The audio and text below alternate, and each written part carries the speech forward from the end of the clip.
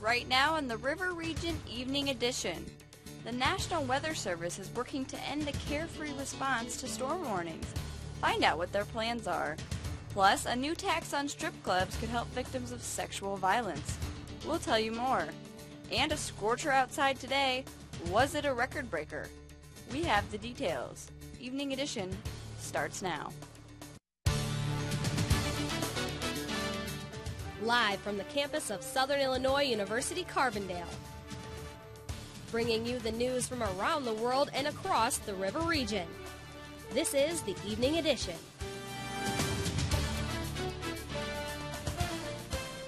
The National Weather Service began testing a new alert system today. Good evening. I'm Loretto Cruz. And I'm Jenna Buckles.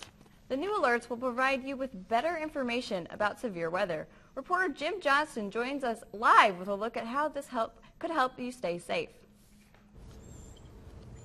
Jenna, the National Weather Service will be switching to something known as impact-based warnings. The new warning system will be more detail-oriented and will allow the transfer of information to be quicker and easier, all in hopes to be more alert and prepared. We are all familiar with this sound. For some, it strikes fear and alertness, but for others, it is yet again another weather warning producing nothing more than rain and thunder. The National Weather Service is working to end that lax response by testing out a new alert system this month. Warning Coordination Meteorologist in Paducah, Rick Shanklin, explains some of the changes. We'll be using different language within the warnings, the tornado warnings, for example, and the severe thunderstorm warnings, but particularly the tornado warnings. We will specifically talk about the impact that the storm could have on their region. The belief is that by providing a more accurate alert system, more people will take the warnings seriously. Many people have been around the warnings so long they begin to ignore them, like student Tommy Moore. When I hear a tornado warning, I normally blow it off, but until I hear the sirens, and then I'll look for the best way to take cover for the situation. Other students say it takes a close call to open their eyes. Actually, my freshman year, I got caught outside in that little inland hurricane, so yeah, it was pretty intense. So yeah, now I just try to get inside as soon as possible anywhere, take cover. The new system will prioritize key warnings in the area and provide more accurate damage predictions. Damage warnings will include new language such as significant and catastrophic damages. Rick Shanklin thinks that the new system. These changes come after in 2011 there were over 550 fatalities nationwide. The new system is going to start out as a test period in 5 different regions and then hopefully switch to a nationwide thing next year. For River Region Evening Edition, I'm Jim Johnston. Thank you, Jim. Southern Illinois communities affected by the Leap Day tornado are finally getting some disaster relief funding. Governor Pat Quinn announced in Harrisburg today several agencies offering a sum of $13 million to help families, businesses, and local governments. After FEMA denied assistance for people affected by the tornado, Quinn looked to the U.S. Small Business Administration. That effort was proved, and people have been meeting with the SBA to secure low-interest, long-term loans. In addition to the loans, the Department of Commerce and Economic Opportunity is offering up to $5 million for infrastructure improvements, housing rehab, and reconstruction efforts. The Illinois Department of Transportation will provide road improvements and an estimated cost of $1.58 million. The Illinois Housing Development Authority will commit to up to $1 million federal home funds. For a detailed look at the multi-agency relief package, you can visit our website. Southern Illinois property owners await a tax break under a bill passed by the Illinois House. The bill is in response to Harrisburg resident owners trying to rebuild after tornadoes and storms hit last March. The bill that was passed Friday would freeze property tax assessments on buildings damaged by natural disasters.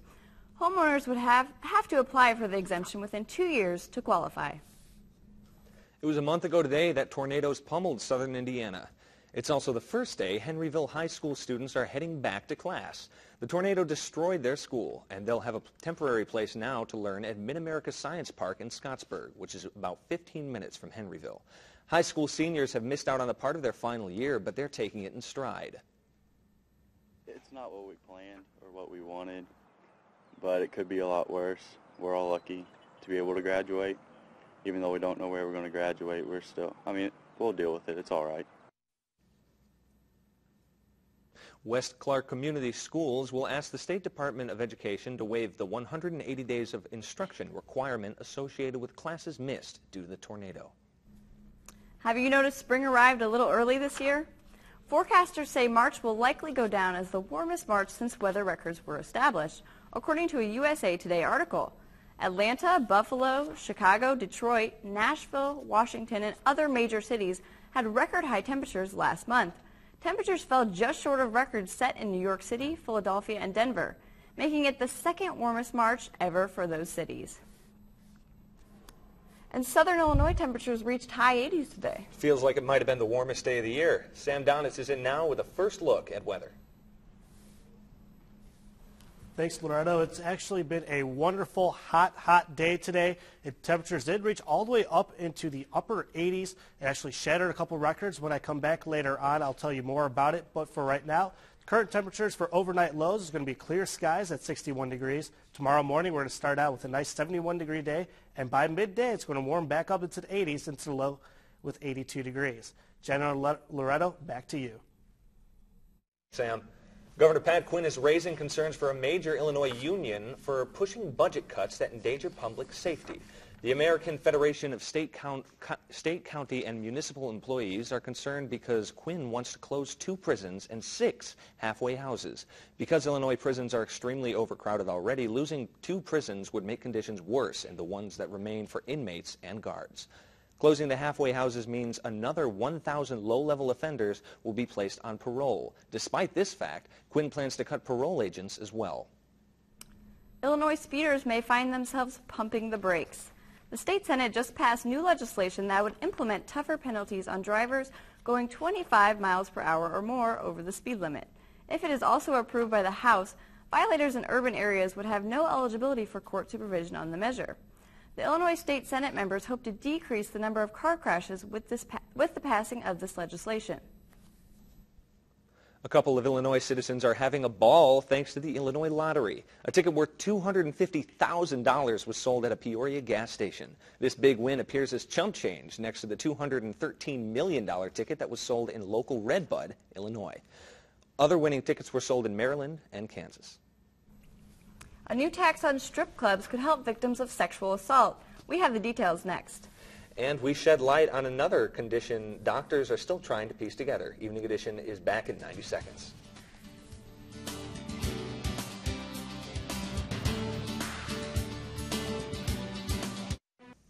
A new tax on strip club patrons may help victims of sexual violence. Michonne Lindstrom is here now with more on the proposed legislation. Loretto, a proposed law could add a $5 charge for everyone entering a strip club that sells alcohol. If passed, the money would be used for community-based sexual assault prevention and response organizations like the Women's Center in Carbondale. Organizations like the Women's Center in Carbondale have been hit hard recently. Since FY09, fiscal year 2009, continued to experience deep cuts in our budget. The cuts to funding have reached over $100,000. Forcing the center to lay off employees. And in fact, one of our adult counselors is one of the positions that we had to cut with the sexual assault program. So now we're starting to have to create a waiting list. But Senate Bill 3348 could restore some of those funds to centers like the Women's Center. This is one way that we feel fits with what we're doing as well as our needs. Lieutenant Governor Sheila Simon, who spoke in Carbondale about this Friday, has been on board with this legislation for a while. We've been working with her since those conversations started happening. I believe that was in February, so it's really taken off. McCallahan says she does not see a reason why this funding would not be supported. It's going to impact very few, but it's going to be able to help us reach many. And she says if you agree with this bill, don't be shy. You'd be surprised what a phone call or a letter would do. So if you're on board with us and want to help us continue to provide services, call your representative and let them know that. Opponents to the bill say it could cost jobs statewide. The bill has been passed in the Senate and is now waiting for approval in the House. Online dating may become safer for Illinois singles. State lawmakers passed legislation aimed at safer online dating. It went through the House last week and is on the table for the state Senate. This legislation would require dating websites to post disclaimers saying whether or not they conduct background checks on their members. If this passes, Democrats believe it will help make Internet users become more savvy. Wrigley Field went dark Saturday night, the Cubs' home. Along with Willis Tower and other historic Chicago landmarks, they flipped the switch for Earth Hour. This annual event, which lasts from 8:30 to 9:30 p.m., it dims cities in order to raise climate change awareness. The World Wildlife Fund created the event in 2007. Last year, more than 5,200 cities and towns in 135 countries participated. There will be a former political prisoner at SIU tonight. Bo Key of Myanmar, once Burma, spent more than 7 years in prison for his pro-democratic activities in the 1990s. He will be at the screening of a film that shows his efforts to free all political prisoners in Myanmar. SIU Associate Professor Lisa Bruton is very familiar with Myanmar and the surrounding region. She met Bo Key while living in the region between 1989 and 1992. Bruton hopes this event will inspire people and show what can be accomplished by the average person. The event is free tonight at 7 in the Klai Now Theater. Coincidentally, the first democratic elections in Myanmar were this past weekend. Today is World Autism Awareness Day. New statistics show more and more children are being diagnosed with the condition. Although doctors don't fully understand autism, they do know that catching it in its early stages can help children live productive lives. We can diagnose autism at 2 years of age almost always, by 90% of the children, by 3 certainly. And we actually can diagnose it at 18 months in many children. According to a new report, most cases are diagnosed late, after age 2 or 3. That's when therapy has been shown to help the most, especially with speech and communication. And today, the Autism Program of Illinois announced that it will partner with AMC Theaters to promote autism awareness among moviegoers in Illinois. The month-long special public service announcements will appear on 167 screens at select AMC theaters across the state. The PSA, entitled 29,000, informs viewers that 29,000 children in Illinois have autism. For more information on the PSA and autism, you can visit 29000.org. Lots of sunshine today, but storms in the forecast. Weather is up next. And stocks were up across the board today. Here are your closing numbers.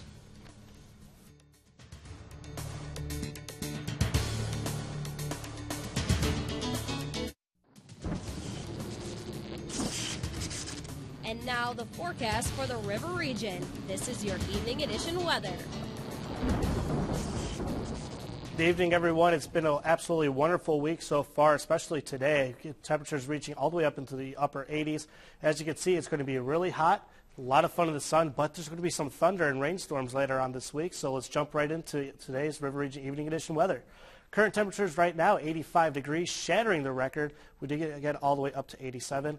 Dew point at 65 degrees. Real humidity 56 degrees, so it's not too hot, not too cold on the wind feeling, and the wind's coming from the south-southwest at 7 miles an hour with the barometer reading at 29.79.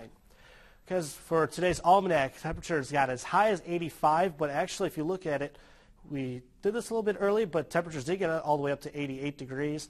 Low today was 61, and it's been fairly dry over the past 2 days so far.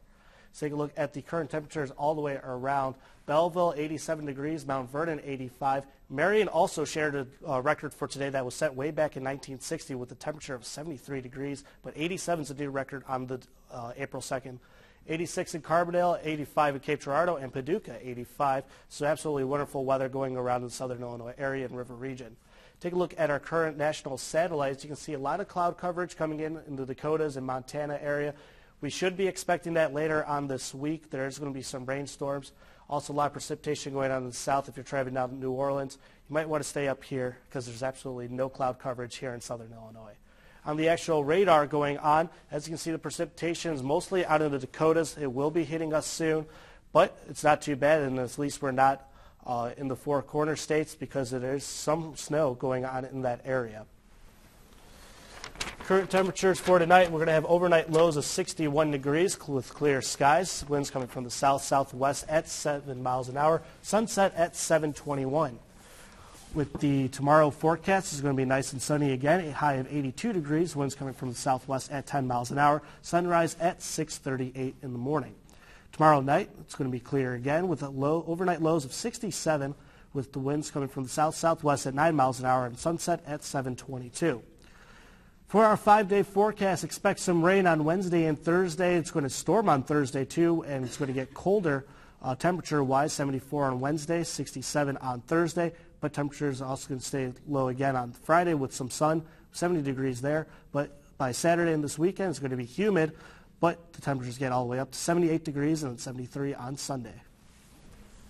So what is the average temperature for this time of year? For around this time of year, it's actually supposed to be in about the mid-60s, but thankfully we've been getting nice warm weather, so we've practically shattered records almost every other day. Our previous record for today was 83 degrees, and that was set back in 1964. Wow. Yep. Okay, thanks, Sam. The Saluki baseball team was in action against a tough Wichita State team over the weekend. And a champion will be crowned tonight in the NCAA basketball tournament. Rob Jesselson has more with sports. Rob? Kansas and Kentucky will play for a national title tonight. Will one new Saluki win his second championship with the Jayhawks? And basketball return to the SIU Arena in a different fashion. I'll have all that and more coming up next in sports.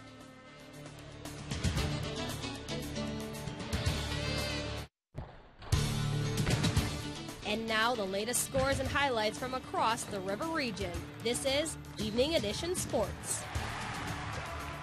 Well, what once was a field of 68 teams is now down to just 2. And later tonight, the NCAA national champion will be crowned between Kansas and Kentucky. SIU will be well represented in the game. New head coach Barry Hinson will continue his work as director of basketball operations for the Jayhawks. This is Hinson's second trip to the national title game. He served on Coach Bill Self's staff when they won in 2008. The Jayhawks will have a tough task with the #1 overall seed in the Kentucky Wildcats. The Wildcats suffered just one defeat all year and are led by Player of the Year candidate Anthony Davis. Kansas head coach Bill Self says they will have to play their best. No question what we hang our hat on, and that's, defend and rebound. That's be tough. I mean, that's kind of who we are, and if we make other teams not play well, then we got a great chance to win. If we allow other teams to be comfortable and play well, then we don't as much. A newspaper in Wichita reports former SIU head basketball coach Chris Lowry may return to his duties as an assistant for his old friend Bruce Weber at Kansas State. According to the source, Weber hopes to finalize a deal with Lowry today. Lowry seems to be a reasonable choice given he served as Weber's assistant at SIU for 2 years before becoming head coach, while Weber left to coach the University of Illinois. Both coaches were recently fired at the end of the season, but hope to start a new chapter when they reunite in Manhattan. The Saluki baseball team took their talents to Wichita State to play the Shockers over the weekend. After splitting the first 2 games of the series, the Dogs fell to the Shockers yesterday 10-7. SIU led 5-3 after the first 4 frames, but Wichita State scored 7 unanswered runs. The Shockers' Casey Gillespie went yard twice to seal the win for Wichita. The Diamond Dogs threatened in the 9th, but could only come away with 2 runs. Sam Coonrod got the loss for Southern. The reliever gave up 5 earned in 3 2/3. SIU will play at Murray State tomorrow starting at 3 p.m. The Saluki softball team inched a little bit closer to second place with a series win over Illinois State this weekend. Southern dropped the first game on Saturday afternoon, but SIU took the nightcap. In Sunday afternoon's game, the Salukis won 2-1 off of freshman pitcher Alyssa Wunderlich's arm. Wunderlich is 8-1 on the season and is 3-0 in conference. The Salukis are currently alone in 3rd place. They trail second place Drake by 1 game and are 2 games back of leading Northern Iowa. Well, street ball made its return to the public as the ballers from the N1 Mixtape Tour visited the SIU Arena. Familiar faces such as the legendary Philip Champion, better known as Hot Sauce, made an appearance along with his fellow street ballers, showcasing the unique talents that brought them to fame just a few years ago. Former Saluki guard senior Justin Bocott starred opposite the N1 squad, along with Sharnice Mitchell, making one last appearance on the court as they played on for 4 years. Oh, it's fun, I got another time to come out here play on my court. I ain't gonna play on it no more, so it was just fun getting out here. And I've been watching these guys since I was in junior high, so it was just fun to come out here and play with them.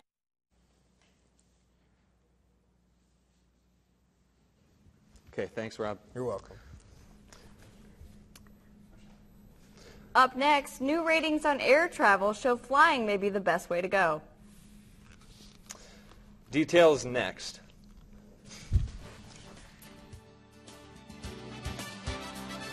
Sam, can you tell us again how long these temperatures are going to stick around?